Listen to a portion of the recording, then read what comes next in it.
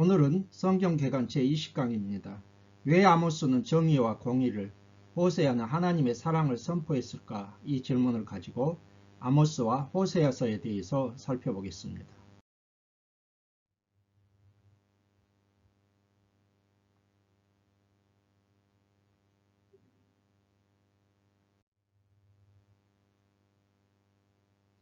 구약성경의 시대 구분 및 내용에 대한 것은 계속해서 살펴본 내용이죠.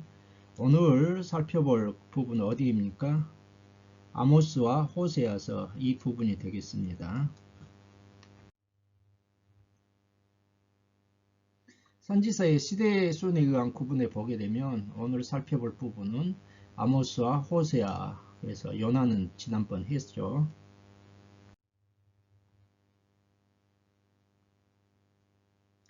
이스라엘의 남북 열왕들과 예언자들의 투표를 보게 되면 오늘 살펴볼 부분은 어디입니까? 지난번에 요나는 했고요. 아모스, 호세아 이 부분이 되겠습니다. 그래서 요나, 아모스, 호세아는 북이스라엘의 그러한 동시대의 사람들인데 그때 당시 왕을 보게 되면 여로보암 2세이죠. 그래서 아모스, 여로보암 2세, 호세아도 여로보암 2세부터 시작해서 호세아는 북이스라엘이 멸망할 그 시점까지 계속 활동했던 선지자가 되겠습니다. 그리고 왼쪽에 보게 되면은 이제 호세아 그 무렵에는 이사야, 미가가 다음에 살펴보겠는데 이 선지자들이 되겠습니다. 오바다에서 말라기까지 선지자들의 활동 여기 살펴보게 되면 오늘은 아모스와 호세아가 이 부분에 해당이 됩니다. 먼저 첫 번째로 아모스 계획에 대해서 살펴보겠습니다.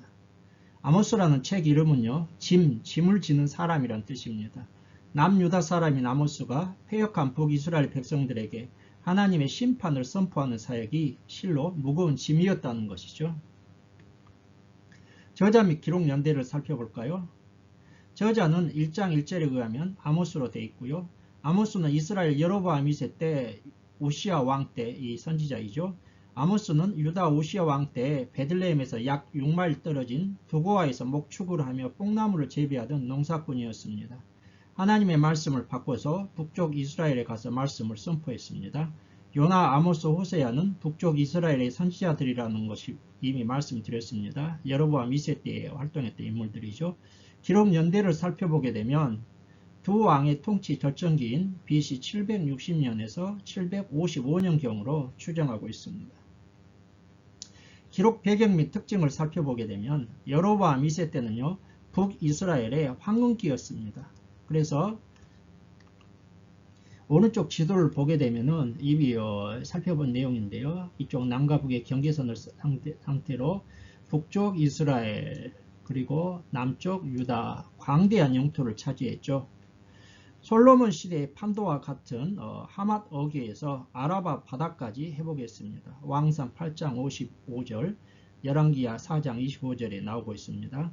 그 결과가 무엇입니까? 영토가 회복되고 풍요와 번영을 누렸지만 사치와 타락, 빈부의 격차, 부정부패는 극에 달했고 하나님의 공의와 정의가 땅에 떨어졌습니다. 그래서 이 영토가 회복되고 풍요와 번영을 누리니까 그 나타난 결과가 무엇입니까?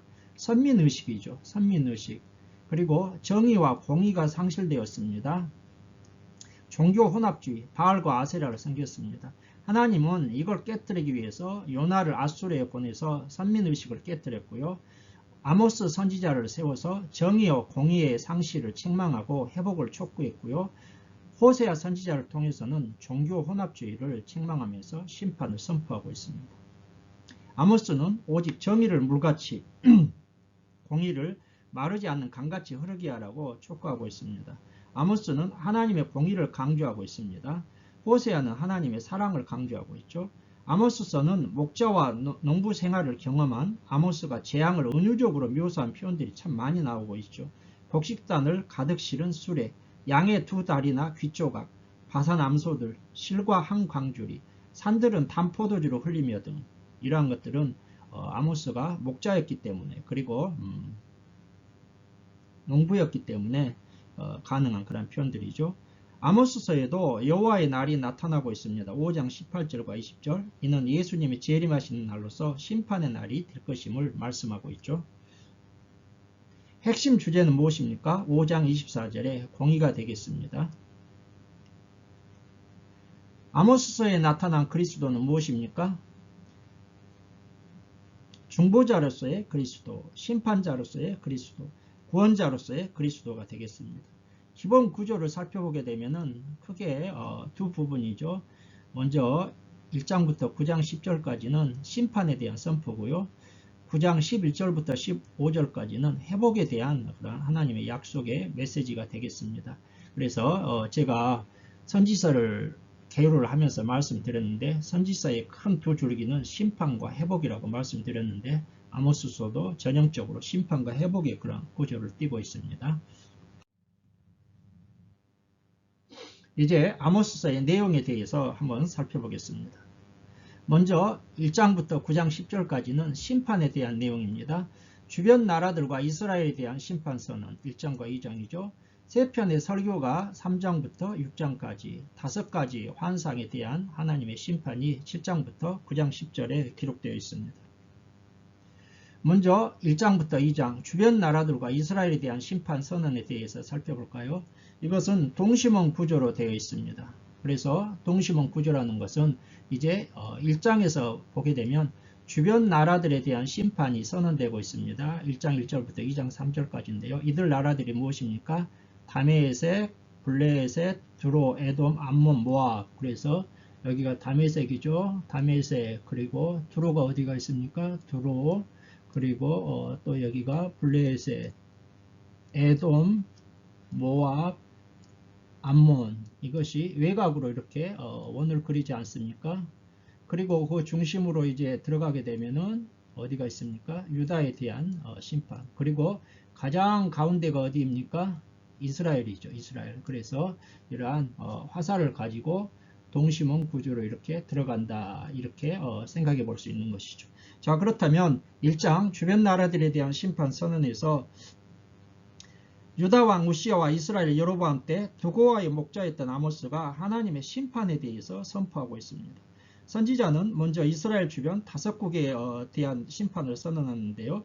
다메섹은 철 타작기로 타작하듯 길르앗을 침입한 죄 때문에, 블레셋은 사로잡은 이스라엘 사람들을 에돔에 팔아먹은 죄 때문에, 드로는 이스라엘과 맺은 형제의 언약을 깬 것에 대한 죄 때문에, 에돔은 형제인 이스라엘을 끊임없이 괴롭힌 죄, 암몬은 이스라엘 영토인 길르앗을 침공하여 아이벤 여인의 배를 가르는 포악한 죄에 대해서, 그리고 모압은 에돔 왕의 뼈를 불사르는 불의에 대한 죄에 대해서 심판이 선고되어 있습니다. 그리고 1장 1절에서 지진이 나오고 있습니다. 지진 2년 전 이렇게 나오고 있는데요. 이 지진 2년 전이라는 것은 스가랴 14장 5절에서도 인용될 정도로 사람들에게 알려진 큰 지진이었다는 것을 우리가 알 수 있습니다. 그래서 남과 북의 이스라엘 역사에서 이 지진이 굉장히 유명한 지진이었다. 그래서 지진 2년 전이라고 해서 그것이 연도를 밝혀주고 있는 것이죠. 자, 2장을 살펴보게 되면 유다와 이스라엘에 대한 심판 선언입니다. 유다에 대한 심판은 무엇입니까? 율법을 무시하고 우상에 미혹되었다는 것이죠. 이스라엘에 대한 심판은 무엇입니까? 사회적 공의를 짓밟고 성적으로 타락하고 선지자와 나시린 등을 타락해 하고 배척했다. 그래서 이러한 것들에 대해서 하나님께서 심판을 선고하고 있는데요. 하나님의 심판은 마치 곡식단을 가득 실은 수레가 흙을 누름같이 임한다. 이건 무슨 뜻입니까?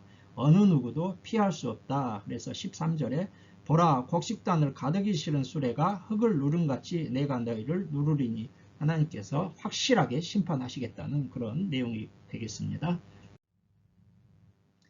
자, 이제 3장부터 6장까지는 세 편의 설교가 계속 기록되고 있죠. 3장 첫 번째 설교, 이스라엘에 의한 이 말 심판의 필요성에 대해서 말씀하고 있습니다. 이스라엘에 이 말 심판의 필요성 무엇입니까? 하나님이 택한 선민으로서의 축복과 책임을 망각하고 학대, 포악, 겁탈을 행했습니다. 우상숭배, 사치를 일삼았다는 것이죠. 이런 것들이 다 무엇에 대한 죄입니까? 정의와 공의가 상실된 것에 대한 그런 모습이 되겠습니다. 그래서 3장을 더 구체적으로 살펴보면 하나님은 땅의 모든 족속 가운데 이스라엘만 알 정도로 이들을 택하시고 사랑하셨지만 이들은 선민으로서의 축복과 책임을 망각하고 2절이죠. 학대와 포악과 겁탈을 행하고 9절에서 10절, 우상을 숭배하며 14절, 살치를 일삼았기 때문에 15절, 이스라엘은 하나님의 심판을 받는 것은 필연적이다 그렇게 말씀합니다. 8절에 사자가 부르짖은 중 누가 두려워하지 아니하겠느냐. 주 여호와께서 말씀하신 즉 누가 애언하지 아니하겠느냐. 사자가 부르짖는 것처럼 여호와의 그러한 음성이 두렵고 떨린다. 심판의 필연성에 대해서 말씀하고 있습니다. 두 번째 설교는 4장이 두 번째 설교에 대한 내용이 되겠습니다. 이스라엘의 부패성과 회개치 않는 완악함을 책망하고 있습니다. 그래서 이스라엘의 부유층들은 바산의 암소들처럼 가난한 자들을 압제하며 사치와 방종한 생활을 일삼았습니다. 1절에서 3절이죠.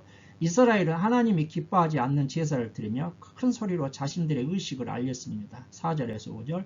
하나님께서는 7가지 재앙으로 경고하였으나 이스라엘은 하나님께 돌아오지 않았고 너희가 내게로 돌아오지 않았느니라가 이곳 4장에서 5번이나 반복되고 있죠. 6절부터 11절까지 결국 심판의 하나님을 만나기를 준비해야 한다고 하나님께서 심판하고 있습니다. 자, 그래서 4장의 내용이 되겠고요. 자, 오른쪽 사진을 보게 되면 아합의 상하궁이 있었던 곳 사마리아이죠. 상하 있지 않습니까? 코끼리 뿔. 그래서 아모스 3장 15절에 보게 되면 아합의 상하궁이 있을 정도로 사치가 일삼았다는 것이죠. 그리고 바산 지역의 암소들 4장에서 나오고 있는데 바산은 오늘날 골란군을 얘기합니다. 살찐 암소들이죠. 이 정도로 사치가 심했다는 것이죠. 자, 이제 5장과 6장은 세 번째 설교에 대한 내용이 되겠습니다. 5장은 이스라엘의 애가 및 여호와의 날 오해자들과 형식적인 예배자들에 대한 심판, 경고의 내용이 되겠습니다. 아모스 선지자는 끝내 회개치 않는 이스라엘 백성들을 위해 애가를 지어 부릅니다. 1절에서 17절이죠. 먼저 북이스라엘의 멸망이 기정사실화되었음을 선포하고요. 그리고 우상 숭배를 버리고 여호와 앞에서 공의와 정의를 행하는 것만이 멸망 중에서 구원받고 생명 얻는 길임을 제시하고 회개를 촉구하고 있습니다. 멸망당할 북이스라엘을 위해 울 것을 또한 촉구하고 있고요. 아모스 선지자는 여호와의 날을 오해하는 자들을 향해서 여호와의 날이 구원의 날이 아니라 도리어 심판의 날이 될 것임을 18절과 20절을 통해 경고하고요. 그러면서 정의와 공의를 버린 채 형식적인 제사를 드리는 자들을 향해서 절기를 미워하고 성회들을 기뻐하지 않으신다는 책망을 하면서 심판을 경고하고 있습니다. 자, 그러면 5장 24절에 보게 되면요. 아모스서의 주제죠. 정의를 물같이 공의를 강같이 흐르게 하라고 했습니다. 정의는 무엇입니까? 히브리어로 미시파트입니다. 불의를 바로잡는 행위를 가리키고요. 공의는 무엇입니까? 체득하라고 하는데 옳은 관계, 사회적 신분과 무관한 동등함입니다. 즉 이러한 것들은 정의와 공의는 하나님에 대한 율법의 두 기둥이 무엇입니까? 하나님 사랑, 이웃 사랑이라고 예수님이 말씀해 주셨는데 바로 이 정의와 공의는 이웃 사랑이죠. 이웃 사랑. 이것을 다 잃어버렸기 때문에 아모스 선지자가 오직 정의를 물같이 공의를 강같이 흐르게 하면서 이웃 사랑에 대해서 회복할 것을 정의와 공의를 선포하고 있습니다. 6장은 지도자들의 타락에 대한 책망과 심판 선고의 내용이 되겠습니다. 아모스 선지자는 향락에 빠져 안일하게 행동하고 영적으로 무관심하며 백성들을 잘못 인도하는 지도자들의 죄악을 책망하면서 한탄하고 있습니다. 1절에서 6절. 결국 이들은 하나님의 심판을 당할 수밖에 없음을 선포하면서 설교를 마치고 있습니다. 7절과 14절에서. 그래서 12절을 보게 되면 말들이 어찌 바위 위에서 달리겠으며 소가 어찌 거기서 갈겠느냐. 그런데 너희는 정의를 쓸개로 바꾸며 공의의 열매를 쓴 쑥으로 바꾸며. 그래서 지도자들이 타락에 대해서 경고하고 있습니다. 자, 여러분, 그렇다면 제가 서두에서 말씀드렸어요. 왜 아모스는 정의와 공의를 선포하고 있을까요? 5장 24절에 오직 정의를 물같이 공의를 마르지 않는 강같이 흐르게 하라고 주제로 이렇게 선포하고 있지 않습니까? 이미 말씀드렸어요. 여로보암 2세 때의 상황이 북이스라엘의 황금기라고 했습니다. 영토가 회복되고 풍요와 번영을 누리다 보니까 나타나는 현상이 무엇입니까? 선민의식에 빠져 있었고 정의와 공의를 상실했고 종교 혼합주의에 빠지는 양상이 나타났습니다. 그래서 요나스는 선민의식을 깨뜨리기 위해서 정의와 공의의 상실에 대해서 아모스 선지자를 통해 메시지를 선포하고요. 종교 혼합주의에 대해서는 호세아 선지자를 통해서 메시지가 선포되죠. 자, 정의와 공의가 상실된 모습이 어떻게 나타나고 있습니까? 사치와 타락, 빈부격차, 부정부패, 부도덕한 상거래, 형식적인 제사 등 이러한 것들을 율법에서 이웃사랑이 실종된 그러한 사회상의 모습입니다. 그래서 아모스 선지자는 하나님의 심판을 경고하면서 정의와 공의를 회복하라고 선포하고 있습니다. 즉 이때 당시 북이스라엘의 그러한 사회상 여러 가지 문제 중에서 아모스 선지자는 정의와 공의, 즉 사회상의 그러한 이웃사랑의 회복에 대해서 포커스를 맞춰서 선포하고 있고요. 호세아 선지자는 종교 혼합주의에 대해서 하나님 사랑이죠. 이쪽 측면에 대해서 포커스를 맞춰서 이제 메시지가 선포되고 있죠. 자, 이스라엘은 아모스 선지자의 선포 후 40년 후에 아수르에 멸망하게 됩니다. 자, 이제 7장부터 9장 10절까지 5가지 환상에 대해서 살펴보도록 할까요? 7장은 메뚜기, 불, 다림줄 환상, 베델의 제사장 아마스가 아모스를 협박하는 이러한 내용으로 되어 있습니다. 이 메뚜기, 불, 다림줄 환상 그리고 이 5가지 환상은요. 이스라엘의 임할 심판을 시간 순으로 약한 것부터 강한 순으로 보여주는 그러한 역할이 되겠습니다. 그래서 첫째 환상은 메뚜기 재앙으로서 메뚜기가 땅의 풀을 다 뜯어 먹어버리자 아모스가 간구하였고 하나님은 그 재앙을 내리지 않으십니다.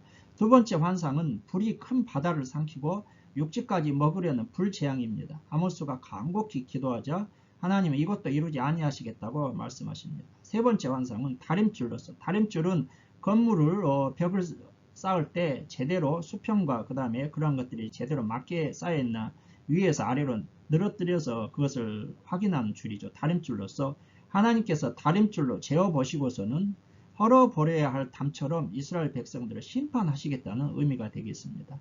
자, 그리고 이때 베델의 제사장 아마샤가 이스라엘 왕 여로보암에게 아모스를 탄핵하고 유다 땅으로 돌아가라고 협박하자 아모스는 자신이 어떻게 선지자로 부름받았는지를 밝히고 아마샤에게 이 말 심판을 선포하는 그러한 내용이게 되겠습니다. 8절에 여호와께서 내게 이르시되 아모스야 내가 무엇을 보느냐 내가 대답하되 다림줄이니이다. 주께서 이르시되 내가 다림줄을 내 백성 이스라엘 가운데 두고 다시는 용서하지 아니하겠다. 이렇게 심판을 선고하시죠. 자, 8장은 여름실과 한 광주리 환상과 부자들에 대한 심판의 내용이 되겠습니다. 네 번째 환상 여름 과일 한 광주리 환상입니다. 이는 이스라엘의 끝이 이르렀고 잡혀갈 것에 대한 의미가 되겠습니다.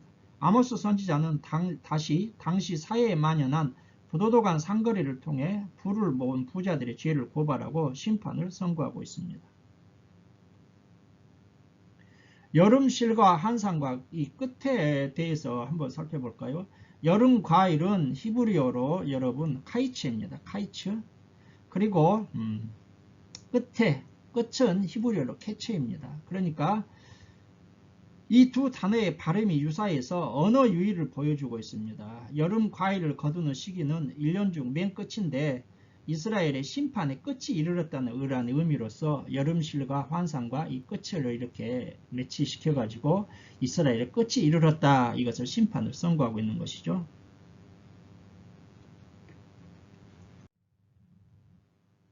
이제 9장 11절부터 15절까지는 회복에 대한 내용입니다. 하나님께서 5가지 회복에 대해서 약속하고 계시죠. 9장 앞부분에는 성전 파괴 환상과 이스라엘 환상에 대해서 말씀하고 있고 이스라엘의 회복에 대해서 약속하고 있습니다. 성전 파괴 환상이 1절부터 10절이죠.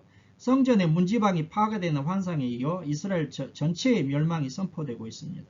하나님께서는 수월, 갈멜산 꼭대기, 바다 밑에 숨을지라도 찾아내어 심판하신다는 것은 어느 누구도 심판을 피할 수 없다 이것을 말씀하고 있습니다. 그러나 그 와중에서도 하나님께서는 이스라엘의 남은 자들을 남기시는 은혜를 베푸신다고 1절과 10절을 통해 말씀하시면서 장차 이스라엘에 대한 5가지 회복의 약속을 선언하고 있습니다. 5가지 회복의 약속이 무엇입니까? 다윗의 무너진 장막을 재건하겠다. 만국을 기업으로 얻게 하겠다. 풍성한 물질적 축복, 바벨론 포로에서 귀환하겠다. 왕국의 영원한 보존, 이거에 대해서 약속을 주시고 있죠. 자, 그렇다면 여러분 이 5가지 회복의 약속의 의미가 무엇일까요? 1차적으로는 선민 이스라엘의 회복에 대한 약속이나 궁극적으로는 메시아 왕국의 도래에 대한 약속에 대한 예언이 되겠습니다. 사도행전 15장 16절과 17절에서 예수님의 동생 야고보는 이방인들이 주께 돌아와 교회에 속할 것을 아모스서 9장 11절과 12절의 성취로 인용한 것을 본 예언이 메시아 왕국의 도래에 대한 것임을 우리에게 의미하고 있습니다. 그래서 아모스서 9장 11절과 12절 그날에 내가 다윗의 무너진 장막을 일으키고 그것들의 틈을 막으며 그 허물어진 것을 일으켜서 옛적과 같이 세우고 그들이 에돔의 남은 자와 내 이름으로 일컫는 만국을 기업으로 얻게 하리라. 이 일을 행하시는 여호와의 말씀이시니라. 이 아모스 9장 11절과 12절을 신약시대에 와서 사도행전 15장 16절과 17절에서 이방인들이 주께 돌아오는 것을 이것이 아모스 선지자를 통해 약속된 그런 예언의 성취다 이렇게 해석하고 있는 것이죠. 이제 호세아 개요에 대해서 살펴볼까요? 호세아라는 책명은 무엇입니까? 여호와는 구원이시다 이러한 뜻이 되겠습니다. 저자 및 기록 연대를 살펴보게 되면 1장 1절에 호세아라고 나오고 있죠.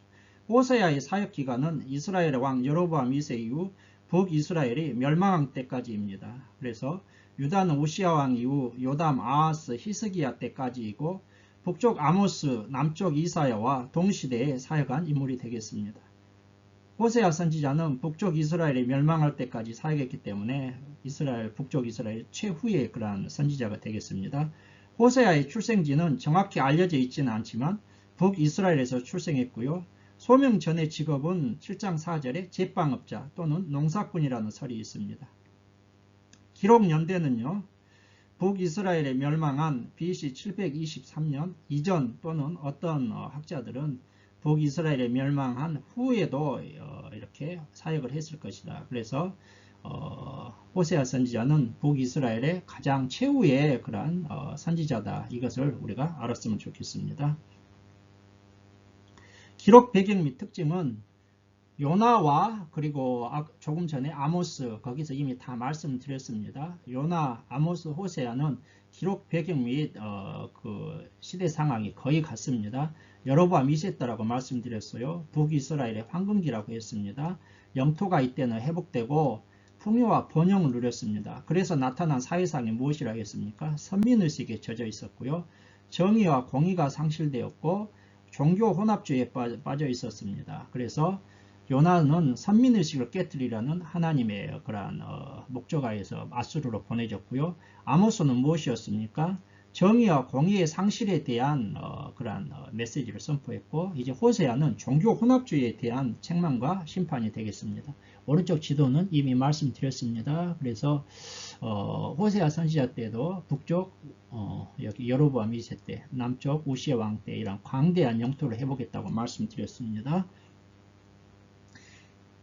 핵심 주제는 하나님의 신실한 사랑, 이것을 하나님의 이 사랑을 히브리어로 헤세드라고 합니다. 헤세드 6장 1절에서 3절이죠. 언약적 관계에서 하나님의 신실한 이 사랑을 대해서 말씀하고 있고요. 호세아서에 나타난 그리스도는 그리스도의 사랑을 예표하는 호세아의 사랑, 남은 자들의 우두머리가 되실 그리스도, 이렇게 우리가 살펴볼 수 있고요. 기본 구조를 보게 되면 크게 두 부분이죠. 먼저 1장부터 3장까지는 방탕한 아내와 신실한 남편 호세아와 그 아내 고멜과의 관계를 통해서 그 실제적인 그러한 삶이고요. 그 다음에 4장부터 14장까지는 방탕한 백성과 신실한 하나님과의 관계에 대해서 말씀하고 있습니다. 그래서 1장부터 3장은 고멜을 향한 호세아 선지자의 사랑, 이걸 통해서 4장과 14장에서 이스라엘을 향한 하나님의 사랑을 보여주고 있는 것이죠. 이제 호세아서의 내용에 대해서 살펴볼까요? 먼저 1장부터 3장, 방탕한 아내와 신실한 남편에 대한 그러한 내용입니다. 고멜을 향한 호세아의 사랑을 통해서 호세아와 고멜의 결혼을 하고 또 이 고멜이 도망가서 간음을 하고 다시 또 사와서 회복을 하는, 이것은 하나님과 이스라엘의 관계에 대한 예언적 상징으로 사용하고 있는 것이죠. 참 이렇게 보게 되면 호세아 선지자가 고달픈 삶을 살았어요. 고멜과 같은 가늠한 여인을 계속해서 또 하나님이 데려다가 회복시키라는 것. 이것이 바로 호세아의 이러한 고통스러운 모습이 심정을 통해 하나님께서 이스라엘에 대한 사랑을 그렇게 상징적으로 보여주고 있는 것이죠. 그래서 호세아서는 여러분 소선지자 중에서 가장 앞에가 있지 않습니까? 호세아, 요엘, 아모스 이렇게 되는데 호세아서의 그러한 소선지자의 전체의 그러한 일장은요, 호세아서의 내용도 되지만 소선지서의 전체적인 그러한 메시지도 되겠습니다. 그래서 가장 호세아서는 소선지자의 그러한 핵심적인 서문을 역할을 하고 있죠. 먼저 1장을 볼까요? 호세아의 비극적 결혼과 이스라엘의 회복에 대한 예언이 되겠습니다. 하나님은 호세아 선지자에게 음란한 여자를 맞이하여 음란한 자식을 낳으라고 하시자 호세아 선지자는 고멜을 맞이하여 자식을 낳았습니다. 자, 여기에서 말하는 음란한 여자는 누구일까요? 당시 가나안 우상을 섬기던 신전 창기를 가리키고 있습니다. 음란한 여자 고멜은 그래서 영적으로 하나님을 떠나 바알과 아세라 행음하고 있는 우상을 섬기는 이러한 당시 이스라엘 백성들을 상징하고 있죠. 왜 그렇습니까? 호세아서에서 계속 말씀하고 있는 것이 하나님을 이스라엘 백성들의 여호와 이스라엘의 남편으로, 이스라엘 백성들은 하나님의 그러한 아내로 지금 구약적에서 상징적으로 설명을 하고 있고요.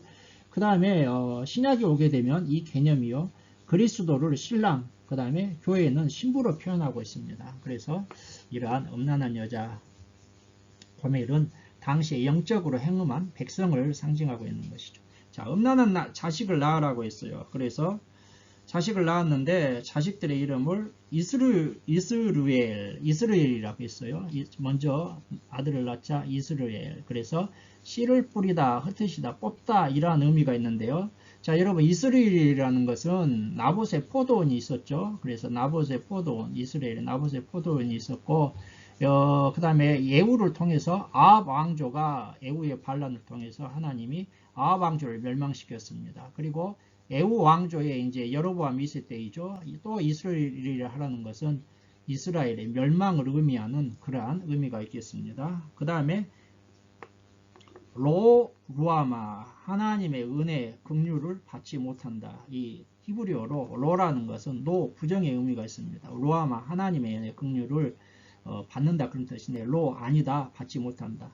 그 다음에 세 번째로 로암미, 암미는 내 백성인데 그러니까 아니다, 내 백성이 아니다, 이러한 의미가 되겠습니다.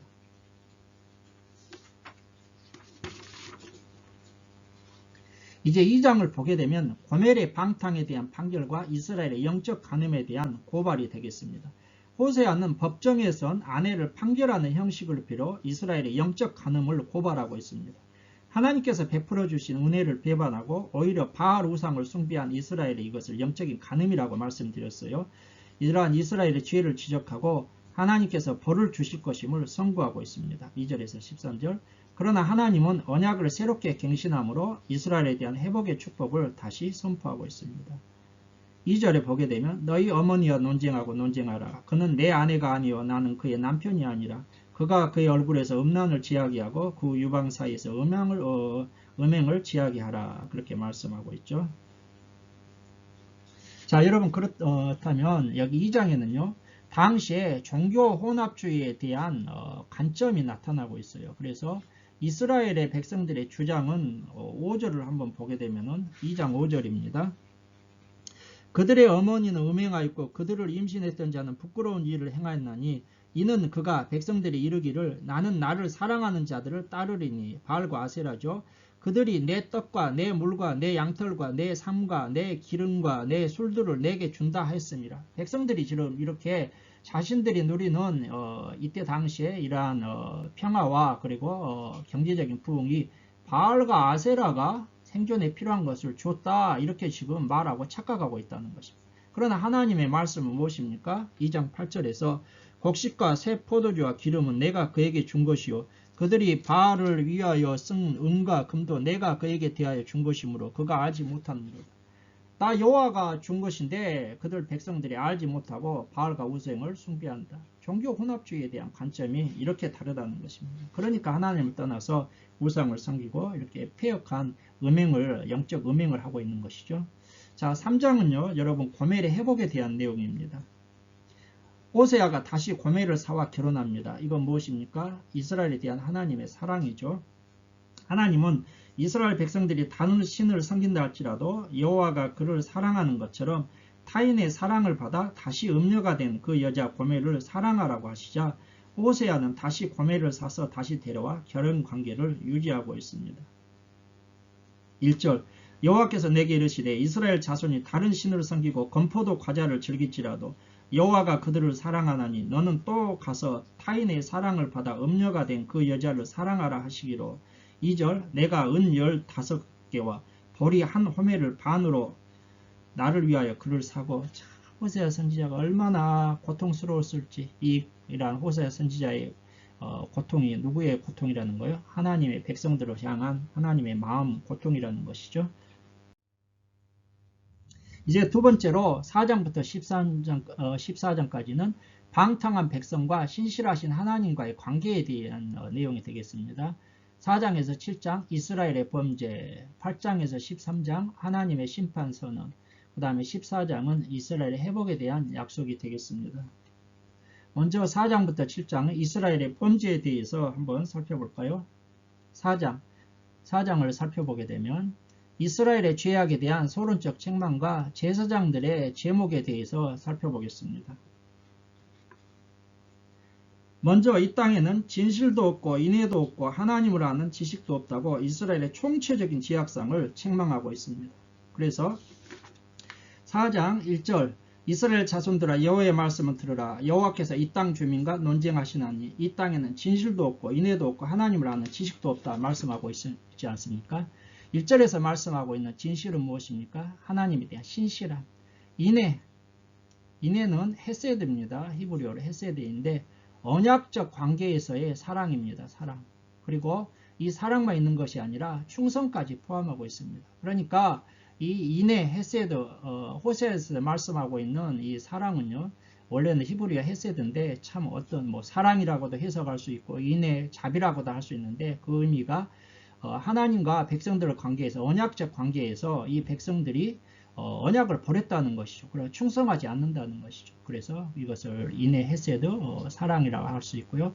하나님을 아는 지식을 버렸다고 했을 때에는 하나님을 체험적으로 아는 경험, 상 가운데서 하나님을 만나는 이러한 지식이 없다는 것이죠. 자, 그런데 그런 다음에 백성들이 이렇게 된 것에 대해 제사장들의 죄를 고발하고 있습니다. 제사장들은 무엇입니까? 하나님의 말씀을 보존하고 가르쳐야 되는데 이를 잊어버리고 자신들과 사명에 충성하지 못했습니다. 그 결과 제사장이나 백성이나 행한 대로 보응을 받는다. 4절과 17절에서 말씀하고 있고요. 또한 제사장들이 역할을 감당하지 못한 결과 백성들은 영과 육이 음행에 빠졌다. 그렇게 책망하고 있죠. 그래서 제사장들의 책임이 6절에서 말씀하고 있는데요. 백성들이 하나님을 아는 지식이 없어 망하게 하고 있다는 것입니다. 제사장들이 지식을 버렸어요. 의도적인 버림입니다. 죄책감을 가리고 정당화시키기 위한 것이죠. 그리고 하나님의 율법을 잊어버렸습니다. 그 결과 제사장들 때문에 백성들이 하나님을 아는 지식이 없어 이 백성들이 다 망한다. 6절이죠.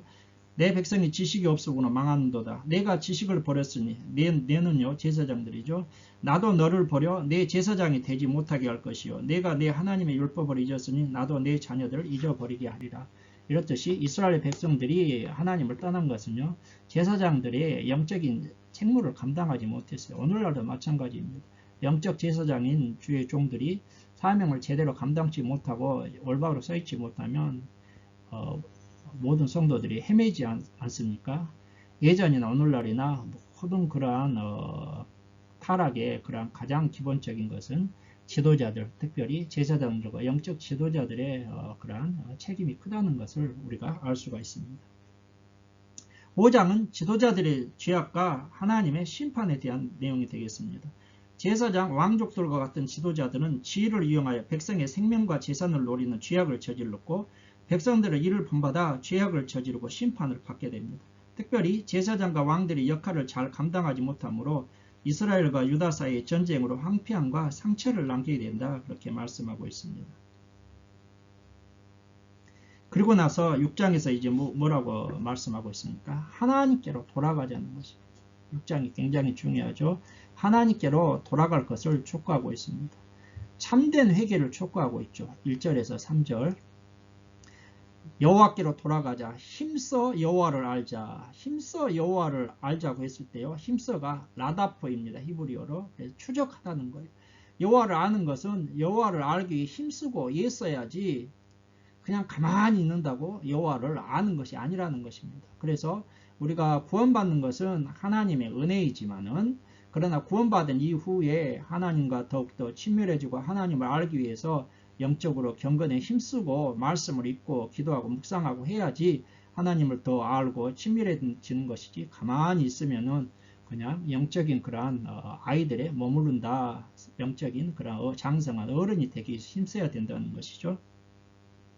6장을 보게 되면 선지자는 백성들에게 여호와를 힘써 알고 여호와께로 돌아가면 하나님께서 회복시켜 주신다고 참된 회개를 촉구하고요. 그리고 다시 한번 인애를 상실한 이스라엘에 대해 책망과 심판을 경고하고 있습니다. 자, 6절을 보게 되면 호세아 선지자의 메시지가 나오고 있습니다. 나는 인애를 원하고 제사를 원하지 아니하며 번제보다 하나님을 아는 것을 원한다. 그래서 인애를 원하고 제사를 원하지 않는다. 번제보다 하나님을 아는 것을 원한다. 이것은 이때 당시 백성들이 마음은 하나님께서 떠나 있었어요. 그러니까 뭐 했어요? 막 바알도 섬기고 우상도 섬기는데 그러면서도 뭐예요? 또 하나님을 뭐죠? 하나님 앞에 제사는 드리는 거예요. 하나님이 그것을 받으시겠습니까? 하나님을 체험적 경험적으로 아는 이러한 믿음, 이러한 지식이 없다는 것이죠. 사무엘상 15장 22절에서 순종이 제사보다 낫다고 그렇게 책망하지 않습니까? 인애를 원하고 제사를 원치 않는다. 이사야 선지자를 보게 되면은 성전 문을 닫을 자가 누구냐? 얼마나 하나님께서 이 형식적이고 뭡니까? 마음이 없는 그러한 형식적인 제사에 대해서 책망하고 있는데 6절 나는 6절이 무엇이라고요? 나는 인애를 원하고 제사를 원하지 아니하며 번제보다 하나님을 아는 것을 원한다. 하나님에 대한 그러한 신실한 믿음에서 나오는 마음의 그러한 예배 제사를 하나님이 원하신다는 것이죠. 7장을 보게 되면 이스라엘의 국내 정치와 사회적, 국제, 외교적 제약에 대해서 호세아 선지자가 책망하고 있습니다.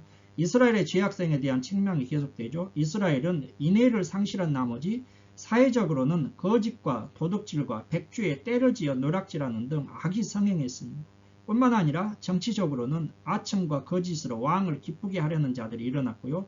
내란과 반란이 거듭되었습니다. 1절과 7절이죠. 그래서 이때 당시 북이스라엘 마지막에는 아주 쿠데타에 의해서 수없이 많은 왕들이 막 바뀌고 있지 않습니까? 국제 외교적으로는 어리석은 비둘기처럼 애국과 아수르의 도움을 구하고 하나님께 구하지 아니하지만 그 결과 그들은 이방 나라들의 힘을 빼앗긴 노인처럼 힘을 쓸 수 없게 되어 조롱거리가 된다. 그것을 말씀하고 있습니다.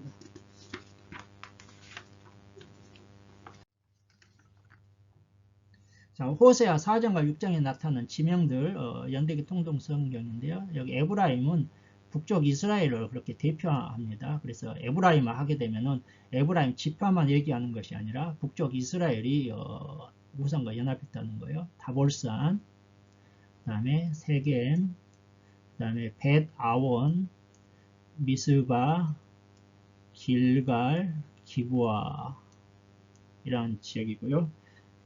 자, 오른쪽은 보게 되면 이제 8장에서 살펴볼 건데 나팔을 네 입에 댈지어다 원수가 독수리처럼 여호와의 집에 덮치리니 이는 그들이 내 언약을 어기며 내 율법을 범함이로다. 이렇게 호세아 8장 1절에 하나님께서 이제 하나님의 심판을 선언하는 그런 내용이죠. 또 여기에도 이러한 지역들에 대해서 지명을 한번 참고해 주시기 바랍니다.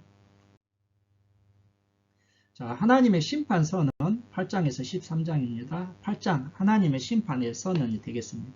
이스라엘에 임한 심판을 조금 전에 봤던 그런 것처럼 나팔 소리와 독수리로 비유하고 있습니다. 그리고 언약을 어기고 율법을 범했다고 책망하고 있고요. 이스라엘이 선을 버렸다. 자기를 지으신 이를 버렸다. 이렇게 책망하고 있죠. 8장 한번 다시 볼까요? 이스라엘에게 임박한 심판이 나팔 소리와 독수리에 비유되고 있고요. 1절 나팔을 내 입에 댈지어다. 원수가 독수리처럼 여호와의 집에 덮치리니 이는 그들이 내 언약을 어기면 내 율법을 범함이라. 그렇게 말씀하고 있고요.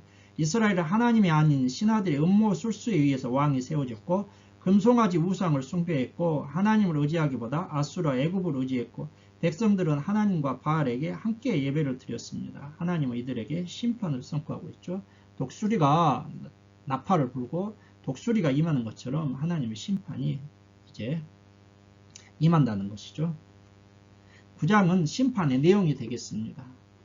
이스라엘에 대한 하나님의 심판으로 그들의 추수가 쓸모없게 되고 나라가 망하고 부끄러운 포로 생활을 하게 되고 초막절 축제가 도리어 형벌의 날, 보응의 날이 되게 됩니다. 1절부터 9절이죠. 또한 여호와께 불순종하고 우상을 숭배한 결과 후손이 끊어지고 여러 나라에 떠도는 자들이 된다. 10절과 17절에서 그렇게 말씀하고 있습니다. 자, 10장은요. 두 마음을 품은 이스라엘에 대해서 책망하고 있습니다. 당시 이스라엘은 국가적 번영에 도취되어 하나님과 바알을 동시에 섬기는 두 마음을 품은 자들이었다는 것이죠. 그래서 여기서 두 마음을 품었다는 것은 하나님과 바알을 동시에 섬기는 그 모습을 두 마음을 품었다는 것이죠. 그 결과 하나님의 영광이 떠나가고 이들은 제단과 주상과 산당과 함께 실패하며 부끄러움을 당하게 되는 그러한 심판을 당하게 됩니다. 뿐만 아니라 하나님은 전쟁을 통해 이들을 징계하십니다. 심은 대로 거두는 것이 농사의 원리입니다. 이들은 악을 밭갈아 죄를 거두었기에 이제 공의를 심고 인애를 거두어야 합니다. 묵은 땅을 기경하고 여호와를 찾아야 할 것을 말씀하고 있습니다. 그래서 12절을 보게 되면 12절 너희가 자기를 위하여 공의를 심고 인애를 거두라. 너희 묵은 땅을 기경하라. 지금이 곧 여호와를 찾을 때니 마침내 여호와께서 오사 공의를 비처럼 너희에게 내리시리라. 그렇게 말씀하고 있죠. 12절이 말씀하고 있는데 공의를 심고 인애를 거두며 묵은 땅, 이것은 마음을 묵은 땅을 기경하라는 것은 마음을 회개하라는 것이죠. 여호와를 찾으라 그렇게 말씀하고 있습니다. 자, 그런데요. 에레미야 4장 3절과 4절에서도 묵은 땅을 갈고 할례를 하는데 마음의 가죽을 베라는 것이죠. 그냥 육체적인 할례가 아니라 마음의 가죽을 베고요. 요엘서 2장 13절에 의하면 마음을 찢고 돌아오라는 것입니다. 이것이 바로 회개라는 것이죠. 자, 11장을 볼까요? 11장은 하나님의 사랑에 대한 그러한 신실한 하나님의 변치 않는 사랑입니다. 호세아는 출애굽의 구속 사건을 통해 하나님의 사랑을 묘사하고 있습니다. 그러니까 이제 출애굽 과거의 구속 사건을 통해서 나타난 하나님의 사랑을 먼저 살펴보는 것이죠. 하나님의 사랑은 부르시고 기르시는 사랑 1절에서 4절, 징계하시는 사랑 5절에서 7절, 8절에서 9절, 거룩한 사랑, 구원의 사랑 10절과 11절. 그래서 출애굽 구속 사건을 통해 나타난 하나님의 사랑은 바로 하나님이 부르시고 기르시고 징계하시고 거룩하게 것을 원하시고 구원의 사랑이라는 것입니다. 출애굽의 백성들이 하나님의 사랑을 잊고 배은망덕했지만 마침내 하나님께서 그들을 가나안 땅에 인도하셨잖아요. 마찬가지로 당시 하나님의 사랑을 잊은 배은망덕한 이스라엘 백성들을 하나님께서 불붙는 뜨나 사랑으로 회복하시겠다, 붙드신다, 그거에 대한 내용이 되겠습니다. 12장은 에브라임의 죄, 에브라임의 죄는 북쪽 이스라엘의 죄입니다. 북이스라엘의 죄악은 거짓과 속임수입니다. 호세아 선지자는 이스라엘 족속의 거짓을 그들의 시조 야곱과 비유하고 있습니다. 그래서 거짓과 속임수가 당시 북쪽 이스라엘 백성들의 에브라임을 대표하는 북쪽 이스라엘 백성들의 죄 있는데요. 그것을 야곱의 예를 들어서 설명하고 있습니다. 야곱이 속이는 자의 본성을 지녔기에 그 후손인 이스라엘도 거짓과 속임수를 일삼는 족속이라는 것이죠. 그러나 야곱은 울며 하나님께 기도함으로 베델에서 그를 만났습니다. 이스라엘 백성들 또한 하나님께로 돌아와서 인애와 정의를 지키며 항상 하나님을 바라봐야 한다. 그걸 말씀하고 있고요. 이스라엘의 거짓된 모습은요. 거짓 저울추, 거짓 저울을 쓰는 것에서도 나타나고 있습니다. 그들은 거짓 저울을 사용하여 부당한 이익을 챙겼지만 거짓에서는 반드시 심판이 따른다. 7절과 14절에서 그렇게 말씀하고 있습니다. 자, 오른쪽 그림을 보게 되면은 사진을 보게 되면 평형 저울과 각기 다른 저울추. 그래서 이게 평형 저울입니다. 그래서 지금 여기 하고 저울추를 올리고 또 한쪽에 뭡니까 그 곡식 같은 거 올려가지고 무게를 재는 것이죠. 그리고 그 밑에는 저울에 올리는 무게를 재는 단위인 각기 다른 저울추의 모습이 되겠습니다. 자, 13장은 이스라엘의 배교와 하나님의 심판에 대한 내용이 되겠습니다. 에브라임으로 대표되는 이스라엘은 하나님을 떠나 바알 우상을 섬겼습니다. 그 결과 그들은 아침 구름 쉬 사라지는 이슬 쭉정이 불뚝의 연기 같게 되고 말 것입니다. 하나님은 이 백성을 출애굽시키시고 시내산에서 언약을 맺으시고 광야에서 먹이셨습니다. 그러나 이들은 약속의 땅에 들어와 하나님의 은혜를 잊어버렸습니다. 4절에서 8절이죠. 하나님은 이들이 해선하는 여인의 진통과 같이 고통스러운 심판을 당할 것이라고 선언하셨습니다. 하나님의 그러한 출애굽시키시고 시내산에서 언약을 맺으시고 광야에서 먹이시고 약속의 땅까지 이끄셨는데 그 하나님의 은혜를 잊어버리고 배교했다는 것이죠. 뭐가 따른다는 거요? 해산하는 여인의 진통과 같이 고통스러운 심판을 당할 것이다. 6절 그들이 먹여준 대로 배가 불렀고 배가 부르니 그들의 마음이 교만하여 이로 말미암아 나를 잊었느니라. 16절 사마리아가 그들의 하나님을 배반하였으므로 형벌을 당하여 칼에 엎드려질 것이요 그 어린아이는 부서뜨려지며 아이벤 여인은 배가 갈라지리라. 하나님의 심판이 하나님의 은혜를 떠나서 우상을 숭배하고 바알과 아세라를 섬긴 그 이스라엘의 배교에 대해서 하나님이 얼마나 철저하게 심판하실까 그거에 대해서 심판을 선고하고 있는 내용이 되겠습니다. 자, 이제 14장은 이스라엘의 회복에 대한 약속에 대한 내용이 되겠습니다. 14장 회개 촉구와 회복에 대한 약속이죠. 회개를 촉구하고 있는데요. 1절과 3절에서 호세아 선지자는 이스라엘 백성들에게 여호와께 돌아오라고 회개를 촉구하고 있습니다. 이스라엘 백성들이 회개하고 하나님께 돌아오기만 하면 여호와의 진노가 떠나고 하나님은 그들을 회복시키시고 풍성한 삶을 누리게 하겠다. 그렇게 말씀하고 있죠. 자, 그래서 1절과 3절을 통해서 회개에는 두 요소가 있다는 거 우리가 알게 됩니다. 먼저 무엇입니까? 불의, 죄를 제거하라는 거예요. 그리고 입술의 열매를 주께 드리라. 2절이 그렇게 말씀하고 있고요. 오직 하나님만 의지하라는 것입니다. 3절에 보게 되면 열강도 의지하지 말고 군사력도 의지하지 말고 우상숭배도 하지 말라는 것입니다. 이렇게 철저하게 회개하고 하나님께 돌아오게 되면 하나님께서 4절과 8절을 통해서 회복을 약속하십니다. 어떤 약속? 여호와의 진노가 떠나고 회복시키시고 풍성한 삶을 누리게 한다는 것입니다. 자, 이제 9절이 호세아서의 결론이 되겠습니다. 누가 지혜가 있어 이런 일을 깨달으며 누가 총명이 있어 이런 일을 알겠느냐. 여호와의 도는 정직하니 의인은 그 길로 다니거니와 그러나 죄인은 그 길에서 걸려 넘어지리라. 누가 이런 일 하나님의 긍휼과 사랑을 깨닫고 알겠는가? 그것은 오직 여호와의 도, 여호와의 진리, 말씀, 율법, 여호와 하나님의 뜻을 어떤 자예요? 배우고 그 길로 다니는 자이다. 그러니까 예전이나 오늘날이나 십자가의 도가 멸망하는 데는 거치는 것이고 그들은 비웃고 그들을 걸려 넘어지게 하는 거잖아요. 마찬가지예요. 여호와의 도가 이렇게 살 길이 있지만 그것을 여호와의 도를 배우고 여호와의 도를 따르는 자 그들만이 하나님의 긍휼과 사랑을 깨닫고 안다는 것입니다. 그래서 호세아서에는 하나님을 아는 지식이 없어 백성이 망하는도다. 하나님에 대한 말씀을 우리가 알고 깨달아야 할 것을, 그리고 그것은 그냥 가만히 있는다고 되어지는 것이 아니라 열심히 하나님을 찾고 하나님을 추구할 때 하나님을 만날 수 있다는 것을 우리에게 말씀하고 있습니다. 자, 여러분, 그렇다면 호세아는 왜 하나님의 사랑을 선포했을까? 이미 계속 중복되는 내용인데요. 아모스는 왜 하나님의 공의와 진리를 선포했을까? 그거와 똑같죠. 여로보암 2세 때는 어땠다는 거예요? 북이스라엘의 황금기라고 했습니다. 영토가 회복되고 풍요와 번영하게 살만하니까 나타난 현상이 뭐예요? 선민의식, 정의와 공의가 상실, 종교 혼합주의, 이게 나타났습니다. 그래서 선민의식에 대해 깨뜨리기 위해서 요나를 보내셨고요. 정의와 공의에 상실된 것을 회복하기 위해서 아모스 선지자는 세우셨고, 종교 혼합주의에 대해서 호세아 선지자가 말씀을 선포하는데, 종교 혼합주의에 젖은 백성들은 바알과 아세라가 풍요를 주었다고 여기고 바알과 아세라도 섬기고 하나님도 섬기는 종교 혼합주의 생활을 했습니다. 그러니까 율법이 예수님이 하나님 사랑, 이웃 사랑이라고 요약해 주셨는데 이때 당시 사람들은 뭐예요? 정의와 공의의 상실과 종교 혼합주의에 빠져 있었는데, 정의와 공의의 상실은 뭐예요?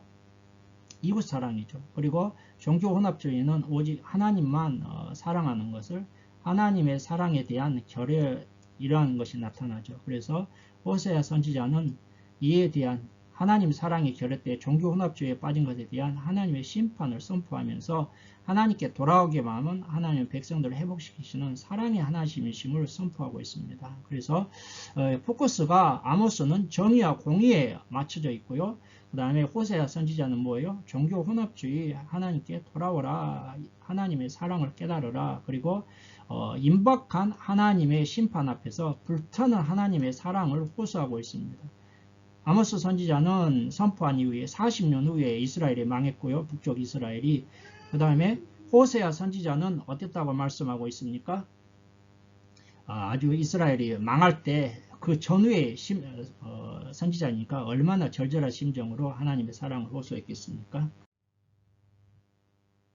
자, 여러분, 오늘 저는 강의를 시작하면서 왜 아모스는 정의와 공의를, 호세아는 하나님의 사랑을 선포했을까? 이 질문을 드렸습니다. 이 질문에 대한 해답을 얻으셨습니까? 왜?